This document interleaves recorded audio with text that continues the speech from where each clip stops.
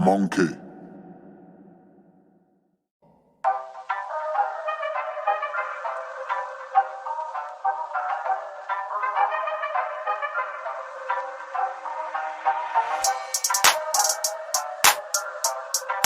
Now, I'm sure you guys have all seen Joshua's post-fight interview and his press conference against Usyk in the rematch.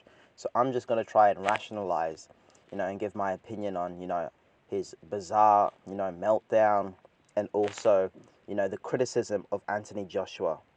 Now, over the past, 11 months, Joshua was hearing people being very critical of him, saying that, Joshua doesn't have heart, that he didn't put it on Usyk, that Joshua is mentally broken, that he's a bottle job, and so on and so forth. And it seems that the result of the fight, he kind of just built up frustration over the criticism he's received over the numerous years of him being a pro boxer, about him being a bodybuilder and him being stiff and people comparing him to Frank Bruno, you know. But ultimately, I just think that Anthony Joshua was upset with himself. He was upset that he wasn't able to beat Alexander Usyk. And there's no shame in losing to Alexander Usyk because this guy is a top fighter. He's one of the best fighters in the world. I said in my previous video that he's probably could be rated above Evander Holyfield. He's definitely got a case for it. He's just beaten Anthony Joshua, a big heavyweight, a strong heavyweight, a formidable heavyweight. And he's done it twice, far away from home. When Joshua was talking about, I think he mentioned Tyson, I'm pretty sure he mentioned Joe Louis and Rocky Marciano, you could kind of see, he was kind of impersonating his critics, saying, oh, well, Joshua, doesn't move like Rocky Marciano and so on and so forth because, he said, I'm 18 stone and I'm heavy. But, Anthony Joshua, he does have a point there. With having shoulders and traps, that muscular, that big, it's very hard to maintain your shape. And we actually saw in this fight that Joshua lost his shape because of, how heavy and how big he is. His hands were dropping. Joshua's defense in the first 2, 3, 4 rounds was super duper tight. He was blocking a lot of Usyk's shots.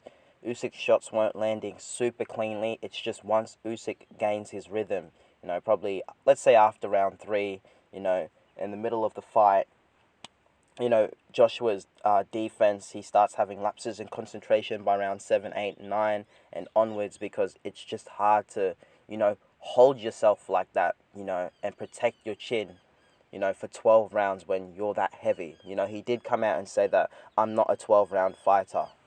And the reality is that Anthony Joshua doesn't have the conditioning to go 12 rounds with somebody like Alexander Usyk. Now, although Usyk was tired, he was able to gather a second wind.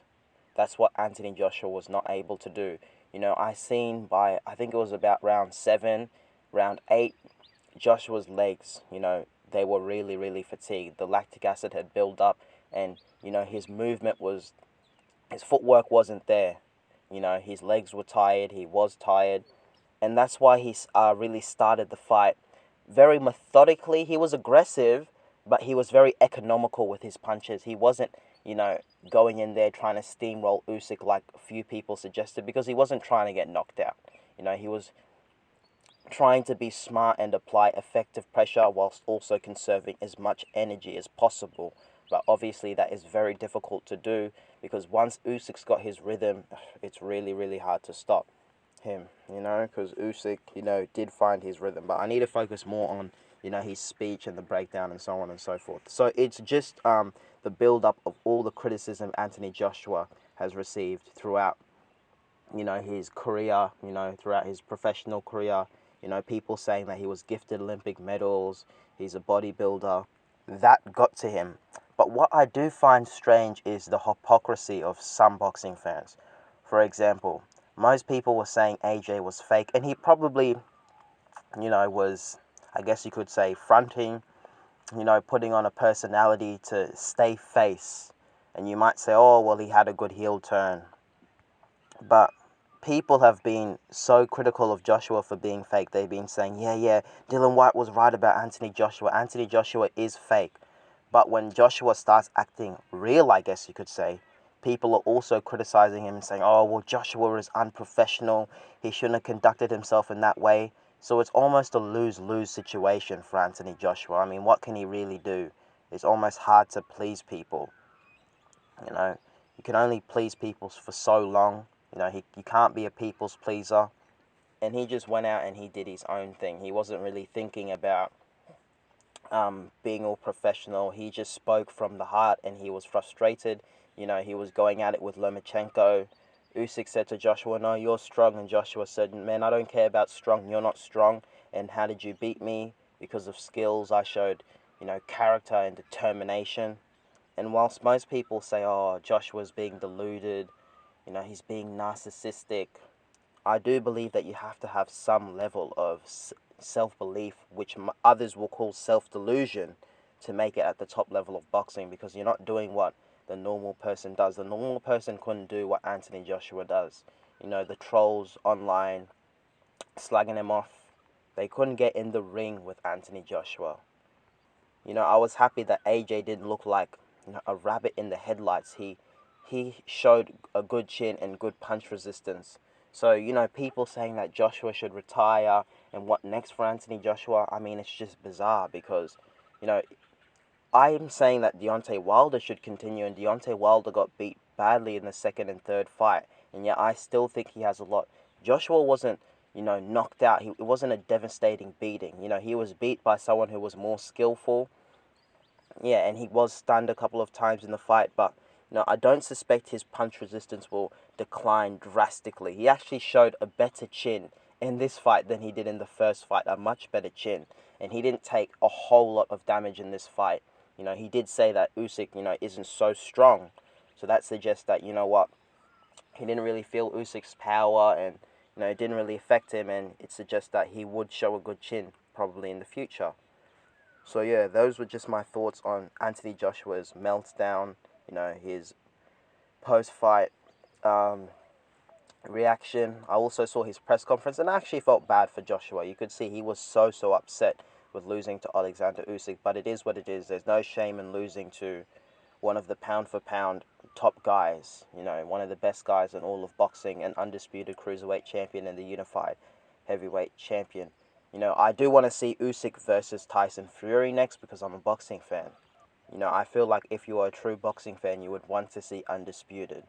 You know, so it would be interesting to see, you know, who Joshua would fight next. Maybe a trilogy with Dylan White. Maybe I need to make a separate video on what next for Anthony Joshua. So I'll just end the video here, guys. What did you guys think of Joshua's meltdown? Are people a little bit overcritical of Anthony Joshua? Are they a bit harsh on Joshua? Because if you compare Joshua to the likes of Tyson Fury lies every what? He lies a lot, let's just say that. Tyson Fury is constantly chatting nonsense, but he gets away with it. People aren't as critical of Tyson Fury as they are of Anthony Joshua, and maybe that's because Tyson Fury is undefeated and he's backed that up in the ring.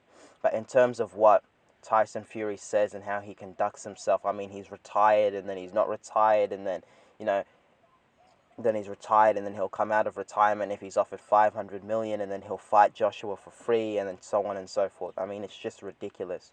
Tyson Fury hasn't received anywhere near the amount of criticism somebody like an Anthony Joshua has, but I suspect it's because he is undefeated that's why he hasn't received the same amount of criticism. Because if we're just going based off how they conduct themselves, you know, Joshua's fake and so on and so forth, Tyson Fury lies a lot. So, you know, they both got their flaws, I guess you could say. Yeah, no one's perfect.